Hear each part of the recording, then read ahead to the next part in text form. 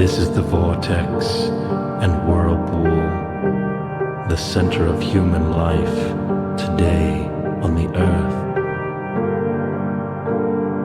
Now the tide rises and now it sinks, but the flow of these rivers always continues.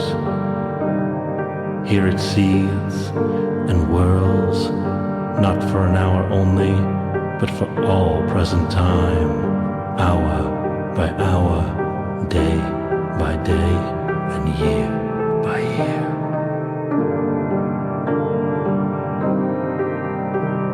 Here it rushes and pushes, the atoms triturate and grind, and eagerly thrusting by, pursue their separate ends.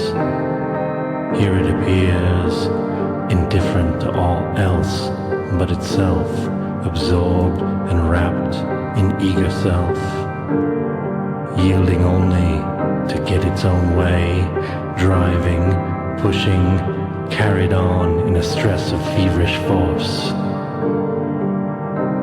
like a bullet.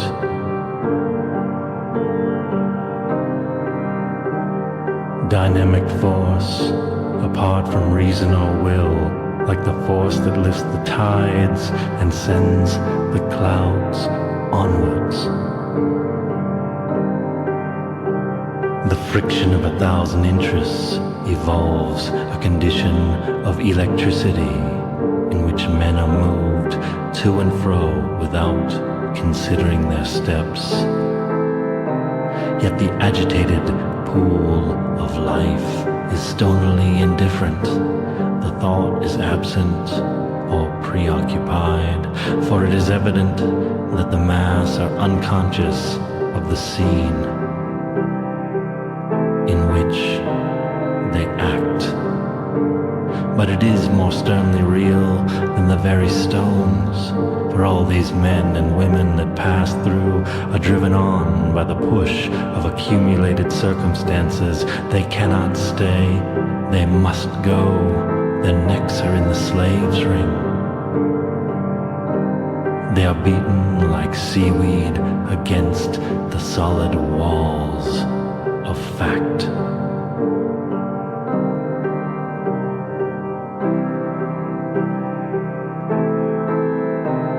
In ancient times, Xerxes, the king of kings, looking down upon his myriads, wept to think that in 100 years, not one of them would be left. Where will these millions of today be in 100 years? But further than that, let us ask, where then will be the sum and outcome of their labor? If they wither away like summer grass, will not at least a result be left which those of 100 years hence might be the better for? No, not one jot. There will be no sum or outcome or result of this ceaseless labor and movement. It vanishes in the moment that it is done. And in 100 years, nothing will be there, for nothing is there now. There will be no more sum or result than accumulates from the motion of a revolving cowl on a housetop. Nor do they receive any more sunshine during their lives, for they are unconscious of the sun.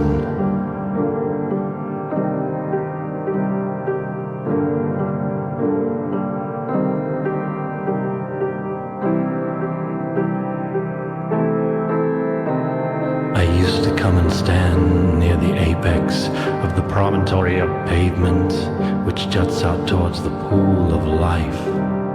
I still go there to ponder. Burning in the sky, the sun shone on me as when I rested in the narrow valley carved in prehistoric time. burning in the sky. I can never forget the sun. The heat of summer is dry there, as if the light carried an impalpable dust. Dry, breathless heat will not let the skin respire. It swathes up the dry fire in the blood. But beyond the heat and light, I felt the presence of the sun as I felt it in the solitary valley. The presence of the resistless forces of the universe.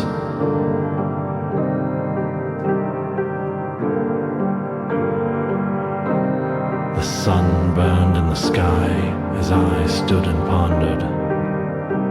Is there any theory, philosophy, or creed? Is there any system or culture, any formulated method able to meet and satisfy each separate item of this agitated pool of human life? By which they may be guided, by which hope, by which look forward? Not a mere illusion of the craven heart, something real as the solid walls of fact against which, like drifted seaweed, they are dashed. Something to give each separate personality sunshine and a flower in its own existence now. Something to shape this million-handed labor to an end, an outcome that will leave more sunshine and more flowers to those who must succeed. Something real now, and not in the spirit land, in this hour now, as I stand and the sun burns. Can any creed, philosophy, system, or culture endure the test and remain unmolten in this fierce focus of human